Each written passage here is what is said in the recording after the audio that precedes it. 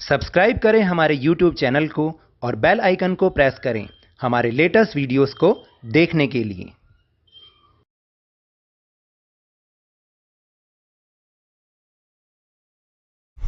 Hello and welcome to Lavneesh sir की class. आज की ये शिक्षा निदेशालय राष्ट्रीय राजधानी क्षेत्र दिल्ली की वर्कशीट नंबर 4 जो कि कक्षा 7वीं के विद्यार्थियों के लिए है। यह ली गई है सामाजिक विज्ञान के भूगोल विषय से और आज इसमें हम जिस उप विषय के बारे में चर्चा करेंगे ना, वो बहुत ही महत्वपूर्ण है। वो है अक्षांश और देशांतर रेखाएं। आखिर ये अक्षांश और देशांतर रेखाएं हैं क्या? तो चलिए बिना समय गवाए शुरुआत करते हैं मेरे साथ और समझने की कोशिश करते हैं। प्यारे विद्यार्थियों, आपने ग्लोब तथा मानचित्र पर देशों, महाद्वीपों और महासागरों के अलावा कुछ खड़ी व कुछ आड़ी रेखाओं को भी देखा होगा। देखा था जब हमने पिछली वर्कशीट में ग्लोब का चित्र आपको दिखाया था, तो उसमें कुछ आड़ी रेखाएं, कुछ खड़ी रेखाएं थी या नहीं थी? क्या आपने कभी सोचा ऐसा क्यों किया गया है, जबकि पृथ्वी पर वास्तव में तो ऐसी कोई रेखाएं खींची ही नहीं हुई? क्या आपने अपने घर के आसपास कोई रेखा खींची देखी है? बताइए, नहीं ना। तो क्या है, ये पृथ्वी को समझने के लिए कुछ काल्पनिक संदर्भ रेखाओं को माना गया है और इनका नाम हमने क्या दिया? इनका नाम हमने दिया अक्षांश रेखाएं और देशांतर रेखाएं। याद रखना, अक्षांश रेखाएं और देशांतर रेखाएं। तो आइए आज उन्हीं के बारे में ही जानते हैं। और अगर एक बार समझ में आ गया ना, तो आपको आगे 9th 10th में भी ये चीजें आती हैं, फिर आपको दोबारा समझने की जरूरत नहीं पड़ेगी क्योंकि आपको तो पहले से ही आता होगा। तो देखें एक बार। देखिए, अब यहाँ पर पहले चित्र में अगर आप ध्यान से देखें, यहाँ पर ग्लोब बना हुआ है, ये पृथ्वी है मान लीजिए, और इस पर कुछ ये आड़ी रेखाएं हैं। आड़ी रेखाएं, क्योंकि पृथ्वी गोल है इसलिए हम एक पार्ट ही देख पा रहे हैं ना इसका यहाँ पर तो सामने, लेकिन ध्यान से देखेंगे तो हमें पीछे का पार्ट भी थोड़ा बहुत नजर आएगा। तो ये जो आड़ी रेखाएं हैं, जिन्हें हम पड़ी रेखाएं भी कहते हैं, इन्हें हम कहते हैं अक्षांश रेखा। क्या कहते हैं? अक्षांश रेखाएं। इतना समझ लो अभी, ठीक। और इसमें एक बिल्कुल बीच की रेखा होती है जिसको हमने 0 डिग्री माना हुआ है। क्या माना है? 0 डिग्री। ये पृथ्वी को दो आधे आधे हिस्सों में बांटती है और इसको हमने नाम दिया विषुवत रेखा या भूमध्य रेखा। भूमध्य यानी जो जमीन के बिल्कुल बीचों बीच हो, उसको हमने नाम दिया भूमध्य रेखा, ठीक है। और इनकी कुल संख्या होती है 180, यानी 90 + 90, ठीक है। अब हमने ग्लोब पर, अगर आपको याद हो, तो ये तो कुछ आड़ी रेखाएं थी जिन्हें हमने पड़ी रेखाएं भी नाम दिया। कुछ ऐसी रेखाएं भी देखी होंगी जो कि खड़ी रेखाएं होंगी, जैसे कि यहां पर है, देख रहे हैं ना आप। और इन रेखाओं को हमने नाम दिया देशांतर रेखाएं।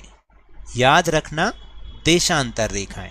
हालांकि वास्तव में ये रेखाएं नहीं हैं, ये रेखाएं सिर्फ काल्पनिक हैं। अपनी सुविधा के हिसाब से पृथ्वी को समझने के लिए हमने ये रेखाएं मानी हुई हैं, क्योंकि इनसे हमें किसी जगह की एग्जैक्ट स्थिति का पता चल जाता है। अब जैसे मैंने आपको बताया कि इसमें एक 0 डिग्री वाली यानी बीच की रेखा थी, ऐसे ही इसमें भी एक बीच की रेखा होती है खड़ी रेखा में, जो कि वो भी 0 डिग्री है और हम इसको 0 डिग्री देशांतर कहते हैं। अभी आगे हम इसके बारे में समझेंगे भी, क्योंकि इस 0 डिग्री देशांतर का मतलब है इस पर हम समय सेट करते हैं।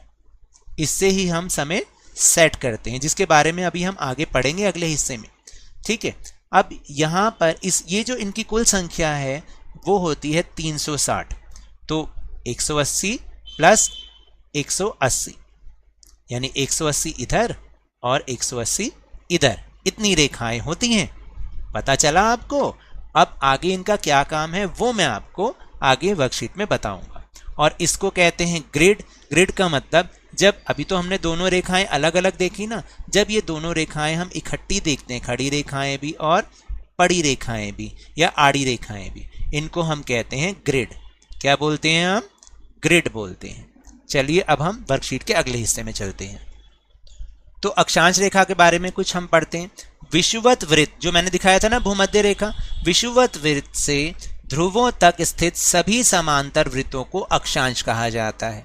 यानी जो उसके बिल्कुल सभी समांतर वृत्त हैं उनको अक्षांश रेखा या अक्षांश कहा जाता है। सबसे बड़ा अक्षांश कौन है? विषुवत वृत्त 0 डिग्री, जो मैंने अभी आपको दिखाया। वो पृथ्वी को उत्तरी गोलार्ध और दक्षिणी गोलार्ध में बांटता है, 2 हिस्सों में बांटता है।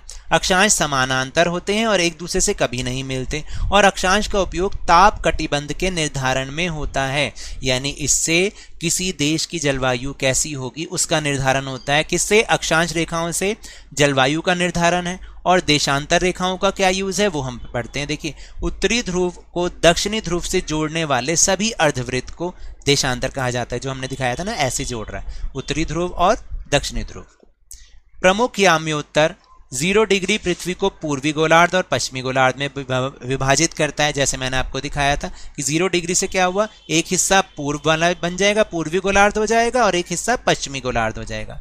देशांतर समानांतर नहीं होते तथा ये ध्रुवों पर मिल जाते हैं। और देशांतरों का उपयोग प्रमुख याम्योत्तर के सापेक्ष स्थानीय समय को निर्धारित करने में किया जाता है।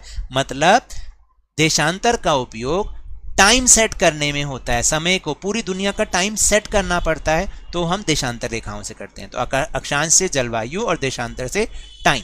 फिर ग्रिड क्या है? अक्षांश एवं देशांतर रेखाओं के बने जाल को ग्रिड कहते हैं, जैसा मैंने अभी आपको बताया।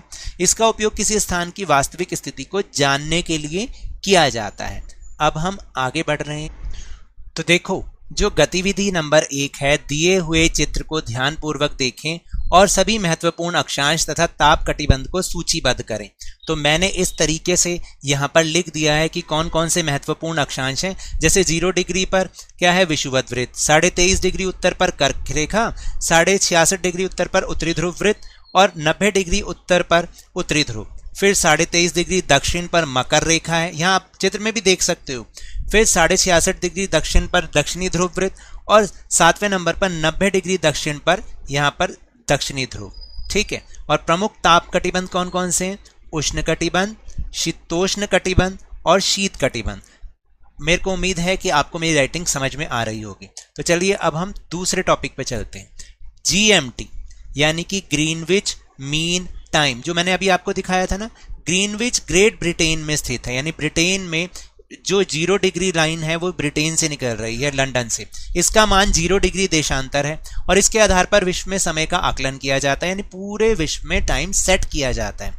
जो भारत की देशांतर रेखा है उसका मान है 82 डिग्री 30 मिनट पूर्व देशांतर। इसको हम भारत का मानक याम्योत्तर या मानक मध्याह्न रेखा भी कहते हैं। और आपको पता है इसी पर ही पूरे भारत का टाइम सेट होता है, इसलिए हम इसे IST यानी इंडियन स्टैंडर्ड टाइम कहते हैं। जो इंडियन स्टैंडर्ड टाइम होता है, भारतीय मानक समय हिंदी में बोलते हैं, वो ग्रीनविच मीन टाइम से 5 घंटे 30 मिनट आगे है। यानी कहने का मतलब ये है कि आपने कभी कभी अपने मोबाइल में भी जब टाइम सेट करते हैं ना, वर्ल्ड क्लॉक देखते हैं, तो उसमें इंडिया का टाइम में देखा होगा GMT प्लस ऐसे लिखा हुआ होता है। इसका मतलब ये है कि GMT यानी 0 डिग्री पर जितने बजे होंगे, अगर हम उसमें 5.5 घंटे जोड़ दें तो वो भारत का समय होगा। किसका समय? भारत का समय। तो गतिविधि 2 है कि पता लगाएं अगर भारत में दोपहर के 2 बजे हैं, यानी दोपहर के 2 कितने होते हैं? 2 PM, और इसको हम 1400 आवर्स भी कहते हैं। यानी हम इसको ऐसे भी बोलते हैं 1400 आवर।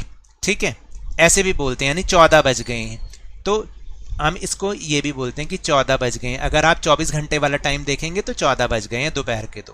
फिर उसने बोला कि अगर भारत में दोपहर के 2 बज रहे हैं तो ग्रीनविच पर उस समय क्या बज रहा होगा? तो देखिए, यानी ग्रीनविच में जब हम 5.5 घंटे ऐड करते हैं तो इस 14 में से 5.5 घंटे घटा देंगे। अगर हम 14 में से 5.5 घंटे घटा दें तो कितना उत्तर आएगा?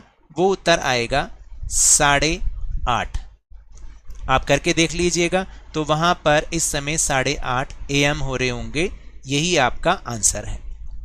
तो अगर मेरे इस तरह समझाने से अब आपको थोड़ा थोड़ा समझ में आने लगा है, तो इस चैनल को ज़्यादा से ज़्यादा लाइक कीजिए, शेयर कीजिए और सब्सक्राइब भी कीजिए, और जल्दी से जल्दी इसे 50K यानी 50,000 तक पहुंचा दीजिए। लेकिन याद रखिएगा, बाहर जाते समय अभी भी मास्क लगाना जरूरी है।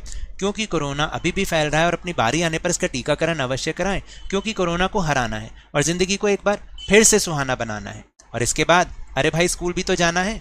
इसी उम्मीद के साथ बहुत बहुत धन्यवाद।